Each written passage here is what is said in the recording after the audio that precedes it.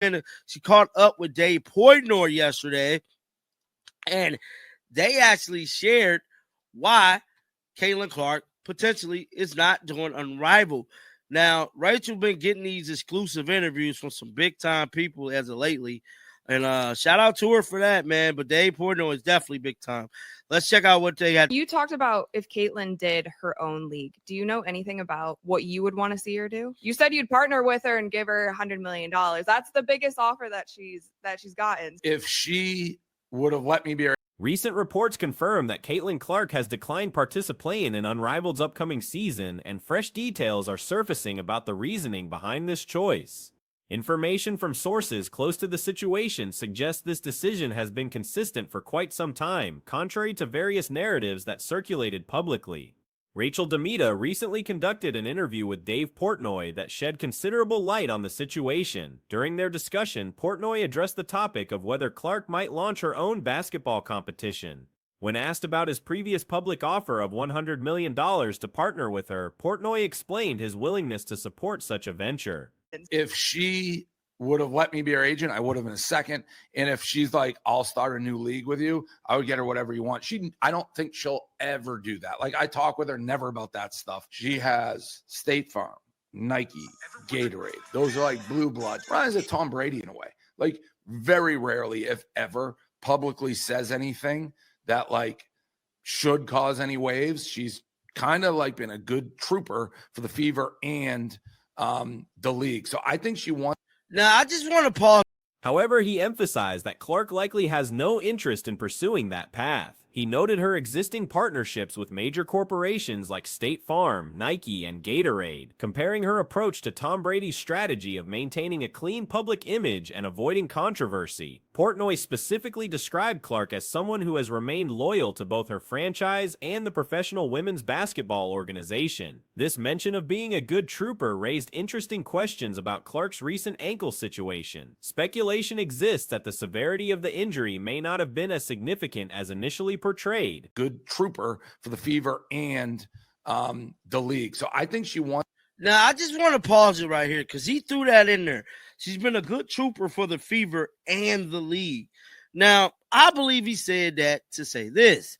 Now, we know Caitlin Clark and this whole ankle injury thing, right? Many of us believe that Caitlin Clark ankle really wasn't that bad. Now, we know yesterday Caitlin Clark had that damn press conference, and we all heard her say, oh, that was the worst pain I never had. Talking about the ankle injury, right? Now, we all. During a recent media appearance, Clark described experiencing extreme discomfort from the ankle problem. However, observers noted the absence of typical injury indicators such as walking boots, splints, crutches, or knee scooters. She was reportedly wearing regular footwear on the same day the incident occurred. Some analysts believe Clark was physically capable of returning to playoff action but chose not to, possibly as a strategic team decision. The exact motivations behind this choice remain unclear, though it appears she made sacrifices aligned with organizational interests. Talking about the ankle injury, right? Now, we all know she's talking about that damn ankle injury. Well, Caitlin, we all love you, Caitlin. I truly do. If that was the worst pain you ever had, Caitlin, why come your ankle? We ain't never see you in no boot, no spleen, on the crutches, not even one of the little wheelie things, you know, with your kick push. We ain't even see her in one of them. But if it was so bad, Caitlin, you know, you would have been in something like that. You couldn't put no weight on it at all. I mean, she was literally wearing a Big John bag the same day. Portnoy continued by expressing his belief that Clark genuinely wants the established women's professional basketball league to succeed, suggesting she grew up aspiring to compete in it. He emphasized that starting an independent venture would require a particular mindset that Clark doesn't appear to possess. However, he firmly stated that if she ever decided to break away and establish her own competition, numerous backers would immediately support her, including himself, and such a move would effectively eliminate the existing league as a viable entity. According to Front Office Sports, multiple sources with knowledge of the matter confirmed Clark will not participate in Unrivaled's second season. The 3-on-3 startup organization has been actively pursuing Clark since its inception. She was literally wearing a Big John bag the same day this supposed incident happened. Now, going back to what Dave said, she's been a good trooper. Those are things I believe that makes Caitlin Clark a good trooper for the Fever. We know Caitlin Clark probably could have came back, guys. I'm not going to play this whole game that she wasn't ready and all that, because y'all know me, I'm a realist, and I'm going to keep it real. Caitlin Clark could have played in these damn playoffs, but she's been a good trooper for the Fever. As to why she didn't come back is beyond me, but Previous reports indicated the league prepared to present her with an extraordinary compensation package comparable to what Lionel Messi received, though financial considerations don't appear to be the determining factor in her decision. This season, Unrivaled expanded its operations to 8 teams comprising 48 total athletes. By Thursday morning, the league had publicly announced 46 participants, leading to widespread speculation that the remaining 2 positions were reserved for Clark and the league's MVP, Ajay Wilson, neither of whom participated in the inaugural season. Interestingly, Angel Reese, who did compete last year, was not included in the second season announcements. Reports suggest Reese is prioritizing her podcast ventures and modeling career over returning to Unrivaled. The Fever, as to why she didn't come back is beyond me, but she played the game. You know what I'm saying? Caitlin played the game for whatever it is, and she decided to not come back. Wants to make the WNBA work. I think she grew up wanting to play in it. But you have to have a certain personality. Like, I think if she truly was like, I'm out of here, I'm starting my own league, she'd have people lining up, including myself, and she would put the WNBA out of business. I really do believe that. Oh, those are big facts. If Caitlin Clark wants to start her own league, there is no more W. There is no more W. Whether dissatisfaction with the previous season's format influenced her decision remains uncertain. A sports journalism outlet initially reported Wednesday evening that statements regarding players in productive negotiations referred to Clark, suggesting she was closer than ever to joining. However, the publication subsequently corrected their reporting, clarifying that Clark was not actually in discussions with the league, which was simply hoping she might reconsider. This situation mirrors last year's pattern when Unrivaled promoted the possibility of Clark joining, only for her or her representatives to swiftly and decisively shut down those suggestions. The league's leadership has recently made public comments about increasing labor disputes within the established women's professional basketball organization. There is no more W. There is no more W. Y'all do realize that, right? Because I definitely realized that. So as Caitlin Clark will not join second season of Unrivaled, Caitlin Clark will not play Unrivaled this winter. Multiple sources familiar with the matter told Front Office Sports. The 3-on-3 basketball league startup has been courting Caitlin Clark since its launch last year. Front Office Sports, at the time, the league was prepared to offer her a Lionel Messi type deal, which we already know. It's not about money. Now, I don't know.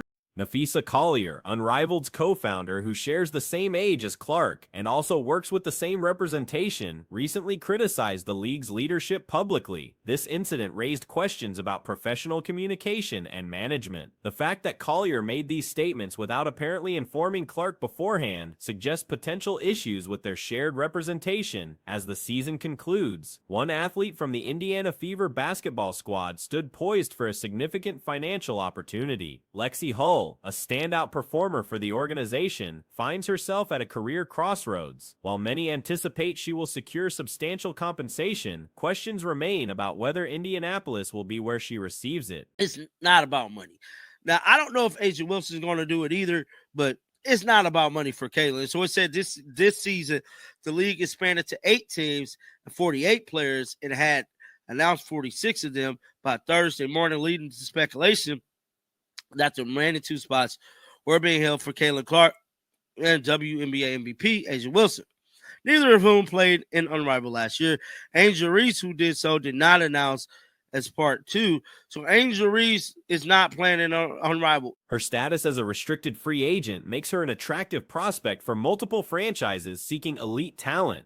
During her end-of-season press conference, Hull shared reflections on the campaign. When considering everything the squad managed to achieve despite various obstacles they encountered, the group surpassed what anyone predicted. This sense of accomplishment stems from the collective dedication displayed throughout, with teammates consistently supporting one another and competing for those unable to participate. Pride emerged as the circumstances that we were faced with. We just exceeded expectations. And so I think that's kind of where that pridefulness comes from, and everyone just continuing to show up and love each other and fight for each other and fight for the people that couldn't be out there. So yeah, I think proud is like the the biggest sentiment following the season. This offseason's very uncertain for the entire league in general, but you're a free agent for the first time. Have you thought about what free agency might look like for you if you'd like to be back? Yeah, I mean, I'm a restricted free agent. Regarding her contractual situation and the uncertainty facing the entire league during this period, Hull acknowledged being a restricted free agent for the initial time in her professional career. She expressed appreciation for her time with the Indiana organization, noting that while the future remains unclear, she has established roots in the community. Her affection for the franchise, organization members, and supporter base runs deep, though what lies ahead remains to be seen. When questioned about her distinctive intensity and relentless pursuit during competition, particularly captured in a widely circulated photograph showing her diving for possession, Hull attributed this to her competitive nature and determination to succeed. She views her desire to influence outcomes in any possible manner as fundamental to her approach. Look like for you if you'd like to be back?